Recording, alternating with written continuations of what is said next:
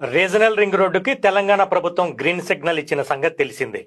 హైదరాబాద్ లో inner ring road పడ్డప్పుడు అక్కడ వరకే ఉన్న సిటీ లిమిట్స్ ఆ తర్వాత ఔటర్ రింగ్ రోడ్డు వరకు పెరిగింది.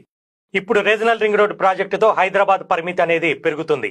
అప్పట్లో ఔటర్ రింగ్ రోడ్డు వస్తుందంటే చాలా మంది దాని వల్ల ఉపయోగం ఏముంది, అంత దూరంలో ల్యాండ్ ఎవరు కొనుక్కుంటారు, అక్కడ ఎవరుంటారు అని అనుకున్నారు. కానీ ప్రాజెక్టు పూర్తయ్యాక దాని రూపురేఖలే మారిపోయాయి. ఔటర్ రింగ్ రోడ్డు వచ్చాక ఇవాళ అక్కడ స్థలాల ధరలు పెరిగిపోయాయి. ఇప్పుడు ఔటర్ రింగ్ రోడ్డు లోపల గజం స్థలం 40,000 నుంచి 60,000 రూపాయల దాకా ఉంది. కొన్ని ఏరియాల్లో అయితే 1,00,000, 2,00,000 కూడా ఉంది. రీజనల్ రింగ్ రోడ్డు కూడా ఔటర్ రింగ్ రోడ్ లాగానే లాభాలు తీసుకొస్తుందని నిపుణులు చెప్తున్నారు. ఎవరైతే రీజనల్ రింగ్ రోడ్డు దగ్గర రియల్ ఎస్టేట్ లో పెట్టుబడి పెడతారో వారికి తిరుగుండదని అంటున్నారు.